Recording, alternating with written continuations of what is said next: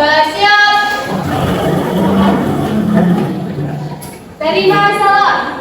Assalamualaikum warahmatullahi wabarakatuh. Waalaikumsalam warahmatullahi wabarakatuh.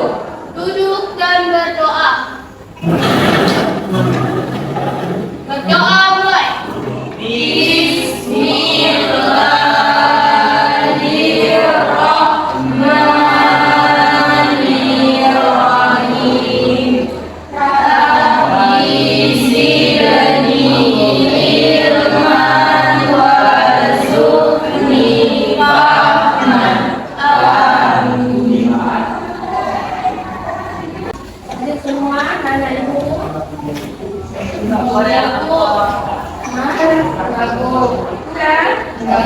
Siapa yang hadir kira-kira? Ini Berarti yang nggak hadir Adit, Rahmat, Aulia. Apa lagi? Cici kemana? Sakit.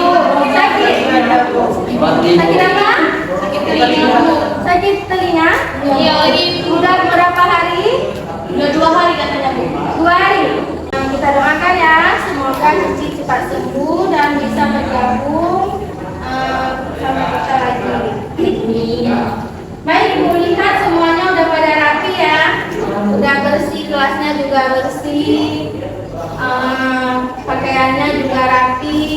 Semoga semakin seperti ini setiap harinya ya, karena kita senang kalau kelas kita rapi.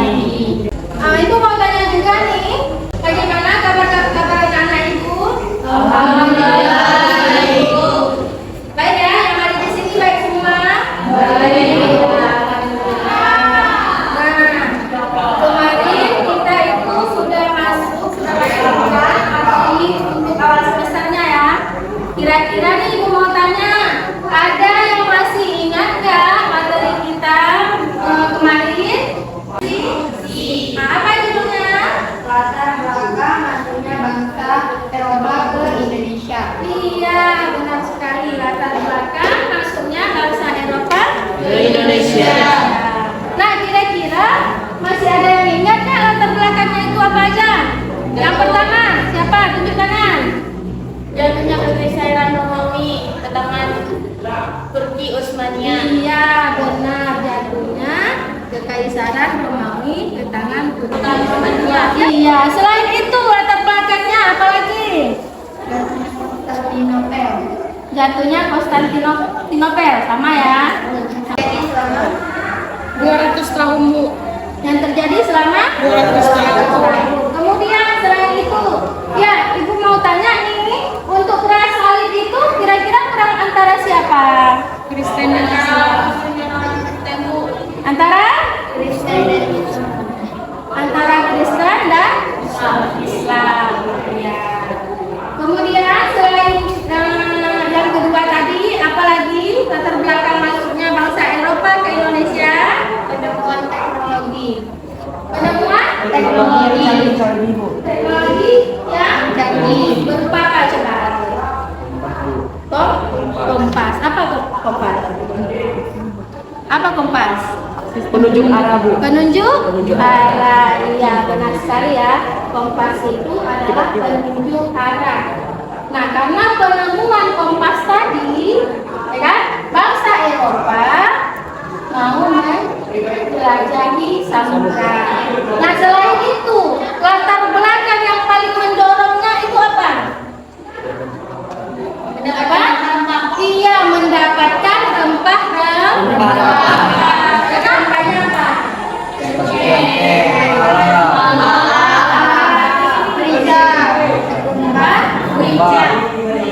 Merica ya, ladang, ya, kayu manis. Nah, itu bagian dari rempah-rempah yang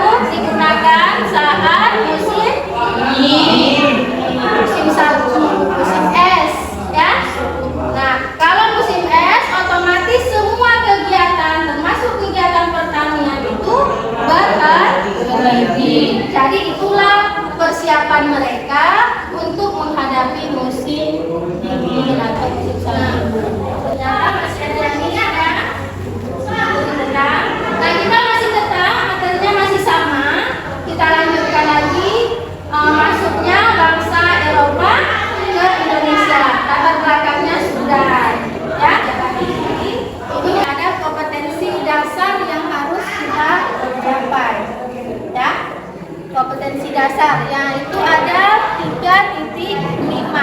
Apa yang pertama? Nah, ini nampak ya. Ini untuk keterampilan, ini untuk pengetahuan. Jadi, anak-anak ibu semua harus bisa mencapai menganalisis proses masuk dan perkembangan bangsa Eropa di Indonesia. Menganalisisnya, ya kan? Kemudian untuk keterampilannya, anak-anak ibu harus bisa mengolah apa? Informasi. Coba ada yang bisa membacakan? Apa? Coba guys. Mengelola informasi tentang proses masuk dan perkembangan penjajahan bangsa Eropa, Portugis, Spanyol, Belanda, Inggris ke Indonesia dan menjanjikan dalam bentuk cerita Iya. sejarah. Untuk keterampilannya, anak-anak ibu harus bisa mengolah informasi tentang materi proses masuk dan perkembangan penjajahan Eropa, bangsa Eropa. Dan anak-anak ibu harus bisa menyajikannya dalam bentuk cerita sejarah. Tahu cerita sejarah? Disajikan dalam bentuk cerita sejarah, tahu? Tahu? Maksudnya cerita yang terjadi di masa lalu, Bu. Peristiwa yang terjadi di masa lampau, Bu. Apa disebut dengan story? Ya, story cerita. Artinya, anak-anak ibu bisa mengolah dan mencari sumber sejarah itu, kemudian memasukkannya di dalam buku anak-anak ibu semua dan berbentuk cerita sejarah. Ya, kemudian selain kompetensi dasarnya ada tujuan pembelajaran.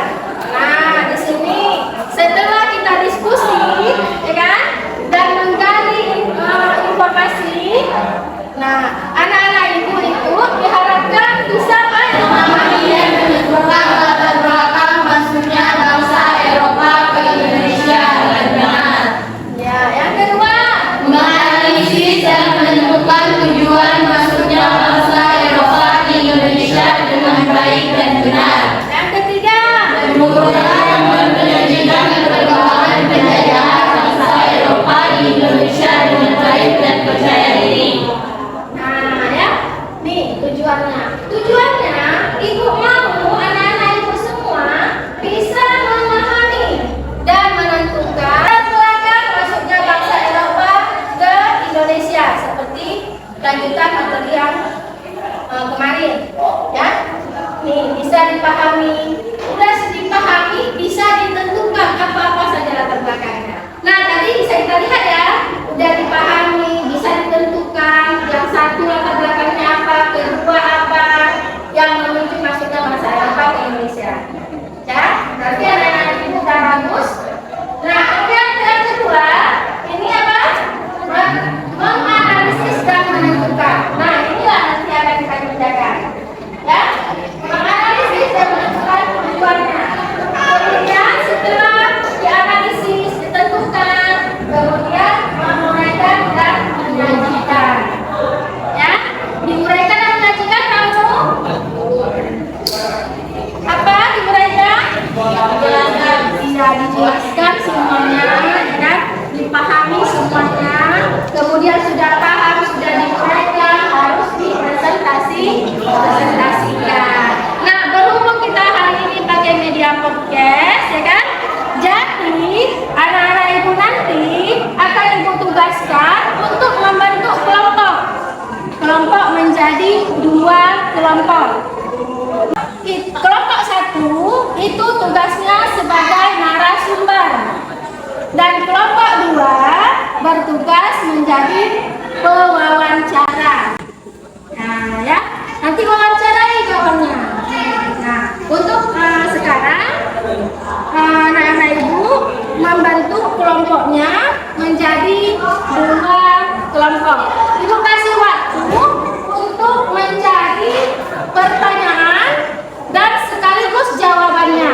Baca semua materinya, diskusikan materi itu, ya, diskusikan sama teman-teman supaya dapat apa jawaban ditanyakan kepada narasumber. Bisa kira-kira? Bisa? Masih semangat? Masih. Ya, alhamdulillah ya kalau masih semangat. Nah, sekarang bentuk kelompoknya menjadi 2 kelompok. Silakan. Nah, Ibu kasih waktunya untuk berdiskusi dan mencari soal 20 menit. Silakan cari soalnya atau pertanyaannya yang bagus, ya. Kemudian cari jawabannya. Nah, nanti kenapa Ibu suruh cari pertanyaan dan jawabannya? Mana tahu nanti si wawancara menanyakan, ya. Jadi anak-anak Ibu bisa langsung menjawabnya, ya. Tidak mikir-mikir lagi. Nah, cari sebanyak mungkin pertanyaan dan buat sebanyak mungkin jawabannya. Ya, Ibu kasih waktu, silakan.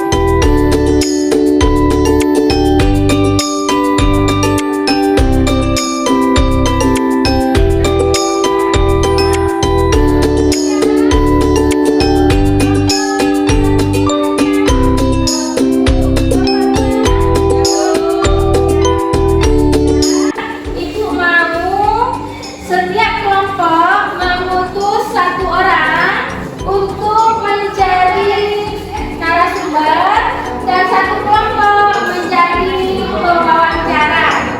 Nah, ya silakan. Silakan untuk 1 perwakilan anggota kelompoknya untuk menjadi narasumber dan menjadi pewawancara. Nah, di sini disebut nama wawancara dan ini narasumber. Silakan. Ya, beri tepuk tangan dulu. Maju ya. Kelompok 1 dan 2. Nah, silakan untuk acara podcast ini akan Ibu serahkan kepada pewawancara dari kelompok 1 ya, 1 ya. Dan narasumber dari kelompok 2. Ya, silakan. Assalamualaikum warahmatullahi wabarakatuh. Waalaikumsalam warahmatullahi wabarakatuh. Terima kasih atas kesempatan yang telah diberikan kepada kami, yaitu perwakilan dari kelompok 1 dan kelompok 2. Perkenalkan, nama saya Rona Taskia Syada. Saya sebagai pewawancara dan teman saya sebagai narasumber yang bernama Rahmadi Hai. Baik, di sini langsung saja kita bertanya-tanya kepada narasumber kita mengenai penjajahan Eropa ke Indonesia. Menurut Saudara Hai, apakah ada hubungan antara kolonialisme dan imperialisme di Indonesia? Jelaskan menurut Saudara, menurut pemahaman Saudara Hai. Kepada Saudara Hai, dipersilakan. Baik, terima kasih atas pertanyaan yang telah diberikan oleh saudara kita Rona. Saya akan coba menjawab. Kolonialisme dan imperialisme yang sering dihubungkan, dan keduanya memiliki peran dalam sejarah Indonesia. Kolonialisme merujuk pada penguasaan dan kontrol langsung satu negara terhadap negara lainnya dengan tujuan eksploitasi ekonomi, politik, dan sosial di Indonesia. Kolonialisme terutama ditunjukkan oleh dominasi bangsa Eropa, terutama Portugis, Spanyol, dan Belanda, yang datang pada abad ke-16 dan seterusnya. Mereka memanfaatkan sumber daya alam dan mengontrol perdagangan, menciptakan struktur pemerintahan kolonial yang mengutamakan penjajahan.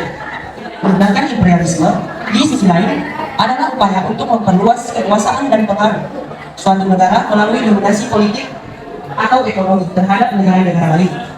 Dalam konteks Indonesia, imperialisme tercermin dalam ambisi bangsa Eropa untuk mendominasi jalur perdagangan, dunia dan mengamankan sumber daya alam, memainkan peran kunci dalam sejarah kolonial Indonesia.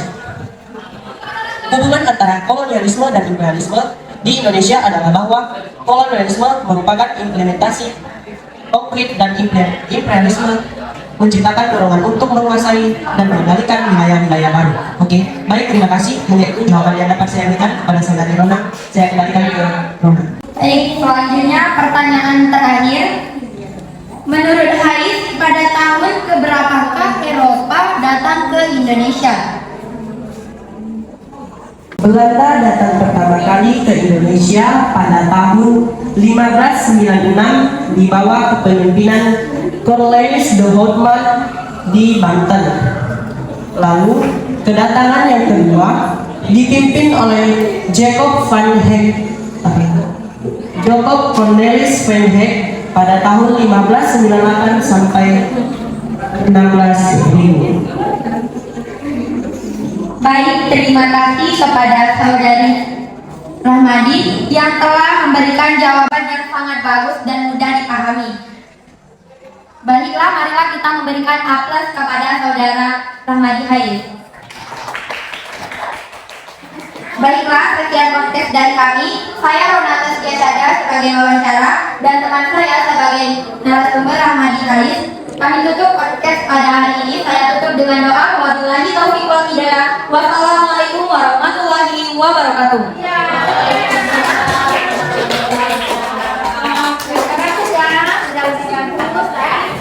Jadi untuk yang sesi keduanya itu Ibu harap lebih santai lagi dan jawabnya juga lebih santai. Ya, selanjutnya untuk yang kedua Ibu mau setiap kelompok memutuskan lagi satu orang sebagai narasumber dan satu orang sebagai pewawancara. Nah, contohnya sudah kita lihat tadi ya, dari kelompok 1 dan kelompok 2 itu ada narasumber dan pewawancaranya.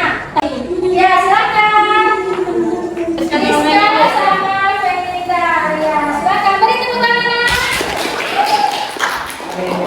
Assalamualaikum warahmatullahi wabarakatuh. Terima kasih atas kesempatan yang telah diberikan kepada kami, yaitu perwakilan dari kelompok 1 dan kelompok 2. Saya Rizka Hasana, di sini saya sebagai pewawancara dan teman saya Peninda Rahma sebagai narasumber. Baiklah, langsung saja kita bertanya kepada narasumber kita. Saudara Femi, menurut Anda, pada abad berapa bangsa Eropa masuk ke Indonesia dan apa dampaknya bagi masyarakat Indonesia? Baiklah, menurut saya bangsa Eropa pertama kali masuk ke Indonesia adalah pada awal abad ke-16. Portugis adalah bangsa Eropa pertama yang masuk pada awal abad tersebut. Mereka awalnya datang dengan tujuan utama dalam perdagangan rempah-rempah yang melimpah di Indonesia. Dampak masuknya bangsa Indonesia pada abad ke-16 dan seterusnya sangat kompleks dan mencakup berbagai aspek seperti berikut. Yang pertama, perubahan ekonomi. Bangsa Eropa membawa perubahan besar dalam sistem ekonomi yang ada di Indonesia. Mereka mendirikan monopoli perdagangan rempah-rempah yang menyebabkan eksploitasi sumber daya alam dan ketidaksetaraan ekonomi di antara masyarakat lokal pada masa itu. Dan yang kedua, ada pengenalan agama Kristen. Spanyol dan Portugis membawa misi agama Kristen ke Indonesia. Dan aversi dan resistensi agama Kristen kemudian menyebar di beberapa wilayah yang ada di Indonesia. Dan yang bisa kita lihat sekarang, adanya bangunan gereja di beberapa tempat menjadi salah satu warisan penting dari masa kolonial. Dan yang ketiga, ada perubahan sosial dan kultural.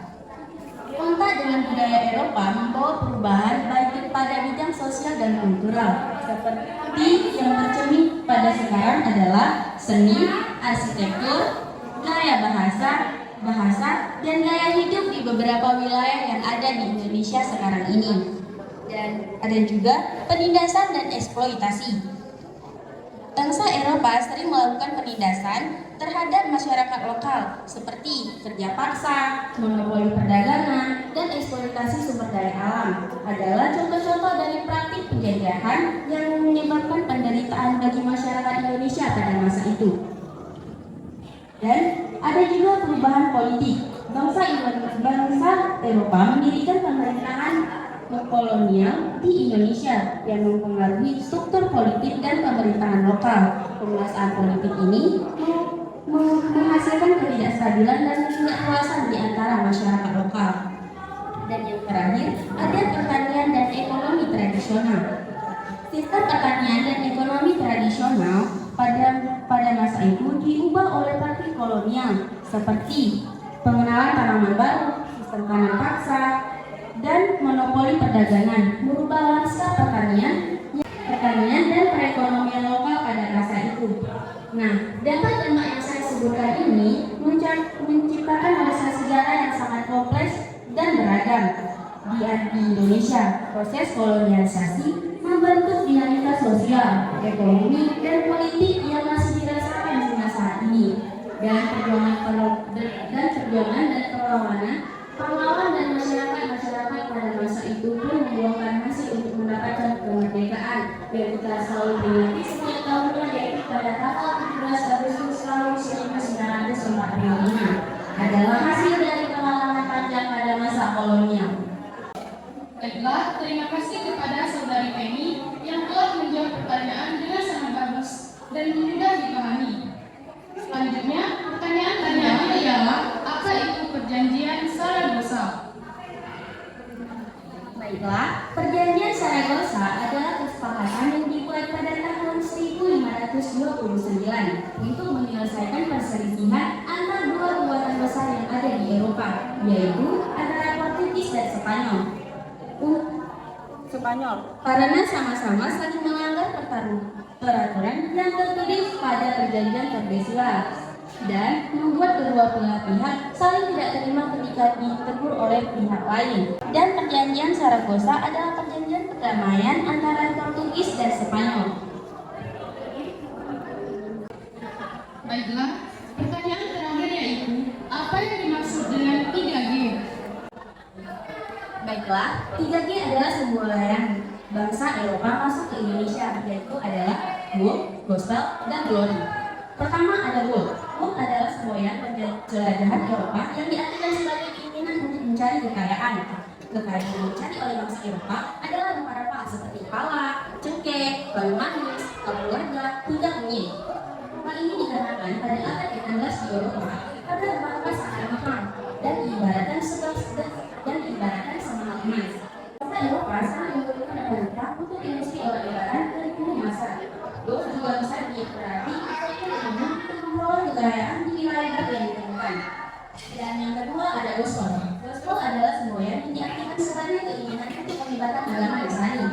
Tak hanya untuk mencari kekayaan dan tanah, jajahan, bangsa Eropa juga membawa misi untuk mengejar jajahannya. Misi khusus yang kedua adalah dapat menyebarkan agama pada penduduk daerah yang dikuasainya. Tugas mereka dianggap sebagai tugas suci yang harus dilaksanakan ke seluruh dunia dan dipelopori oleh bangsa Portugis. Hal ini dapat dilihat dari Portugis dan Spanyol yang menyebarkan agama Katolik sampai ke Nusantara. Di Indonesia, Maluku menjadi wilayah pertama yang menerima pengaruh agama Katolik. Hal ini membuat pemeluk agama Katolik di Maluku meningkat pesat dari 10.000 penduduk pada tahun 1960-an menjadi 22.000 jiwa. Terima kasih kepada Saudari Penny yang telah memberikan jawaban yang sangat bagus dan mudah untuk dipahami.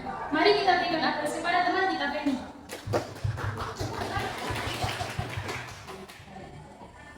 Baiklah, sekian podcast dari kami. Saya Rizka Hasanah sebagai pewawancara dan teman saya Penny Rahma sebagai narasumber menutup kegiatan podcast kita pada hari ini.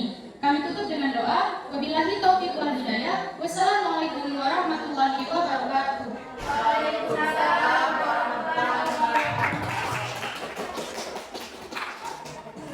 Assalamualaikum warahmatullahi wabarakatuh. Waalaikumsalam warahmatullahi wabarakatuh. Terima kasih atas kesempatan yang telah diberikan kepada kami dan perhatian dari kelompok 1 dan kelompok 2. Saya Liza Safika sebagai pewawancara dan rekan saya yang bernama Amur Putri Hidayah sebagai narasumber. Dan kita langsung saja bertanya kepada narasumber kita. Bangsa Belanda datang ke Indonesia dan kemudian mendirikan VOC. Coba Anda jelaskan apa VOC dan apa dampaknya bagi rakyat Indonesia? Baik, terima kasih. Menurut saya, Belanda datang ke Indonesia pada abad ke-17 dan mendirikan perusahaan Hindia Timur Belanda pada perusahaan dagang milik pemerintah Belanda yang memiliki monopoli atas perdagangan di wilayah Hindia Timur yang meliputi wilayah Indonesia. VOC sebagai perusahaan dagang juga memiliki kekuatan militer yang digunakan untuk mengamankan dan memperluas wilayah kekuasaan di Indonesia. Hal ini melibatkan penaklukan dan penguasaan terhadap banyak kerajaan dan wilayah di kepulauan ini. Perubahan sistem pertanian dikenalkan sistem tanam paksa, terutama pada tanaman komoditas ekspor seperti kopi, gula, dan indigo. Sistem ini seringkali memaksa petani lokal untuk beralih pada pertanian subsisten dan pertanian komersial. Sistem monopoli perdagangan. VOC memiliki monopoli penuh atas perdagangan di wilayah Hindia Timur. Hal ini menciptakan struktur perdagangan yang tidak berbagai tempat di Indonesia. Hal ini berkontribusi pada pertumbuhan kota-kota dan perkembangan infrastruktur di sepanjang pesisir. Pembentukan kelas penguasa baru, sistem ekonomi dan politik yang diperkenalkan oleh VOC menyebabkan munculnya kelompok penguasa baru yang mendukung kepentingan Belanda, seringkali disebut sebagai priayi. Kelompok ini kadang-kadang mendapatkan keuntungan ekonomi dan politik dari kolonialisme. Terima kasih kepada Saudara Ibu Putri Hidayah yang telah memberikan jawaban yang sangat bagus dan mudah untuk kita pahami. Mari kita berikan aplaus kepada Saudara Ibu. Saya Lisa Sapita sebagai pewawancara dan rekan saya yang bernama Umun yang sebagai narasumber ingin menutup kegiatan kita pada hari ini. Kami tutup dengan doa. Wabillahi taufiq wal hidayah. Wassalamualaikum warahmatullahi wabarakatuh. Perwakilan dari kelompok 1 dan kelompok 2. Saya Nitipa sebagai pewawancara dan teman saya Nismayati sebagai narasumber. Jelaskan apa itu sistem tanam paksa di Indonesia. Baiklah, terima kasih kepada pengacara yang telah memberikan keterangan kepada saya. Sistem tanam paksa adalah sistem yang mengharuskan rakyat melaksanakan proyek penanaman tanaman ekspor di bawah paksaan pemerintah kolonial Belanda. Sistem ini melibatkan pemungutan hasil tanaman seperti kopi, tebu, dan nilam dari petani pribumi dengan harga yang sangat rendah. Setelah maju nih, pertanyaan semua. Setelah maju, udah pegang mic tadi, udah jawab pertanyaan dari Kuiba. Perasaannya gimana?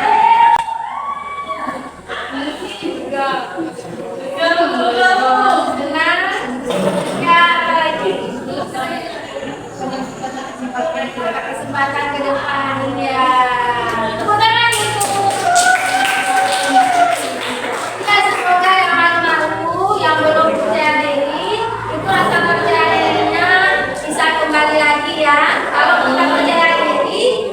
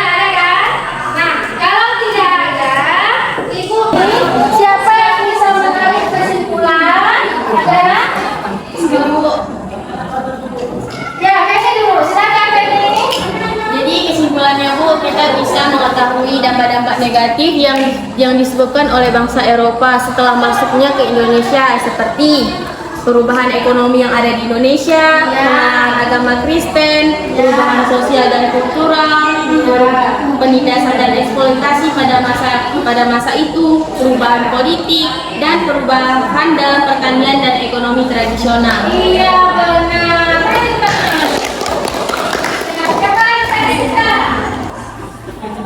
Kesimpulannya ialah dengan diterapkannya politik etis di Hindia Belanda telah menciptakan perubahan dalam berbagai struktur kehidupan masyarakat. Perubahan tersebut mencakup perubahan dalam bidang pemerintahan, politik, ekonomi, pendidikan, dan sosial budaya. Iya, benar ya? Ada lagi yang mau kasih kesimpulannya? Belum dapat? Ada lagi? Kais? Siapa? Ayo, silakan Kais. Kesimpulannya adalah kita dapat mengetahui adanya kolonialisme dan imperialisme oleh bangsa Eropa, dan kita dapat mengetahui lagi dampak-dampak yang telah diberikan oleh bangsa Eropa di Indonesia serta melakukan perdagangan internasional antar bangsa-bangsa. Benar ya? Nah, dari pembelajaran kita hari ini, anak-anak itu bisa tahu apa latar belakangnya, ya kan? Tujuannya, kemudian dampak-dampak dari pemerintahan kolonialisme dan imperialisme yang ada di Indonesia. Ya, berarti semuanya udah mengerti. Untuk minggu depan nanti kita masuk ke dalam materi sistem tanam paksa. Walaupun tadi sudah dibahas ya sedikit, tapi itu masih sedikit. Nanti akan kita bahas lebih lanjut dan anak-anak ibu harus mencari materinya, yaitu materi sistem tanam paksa. Ya.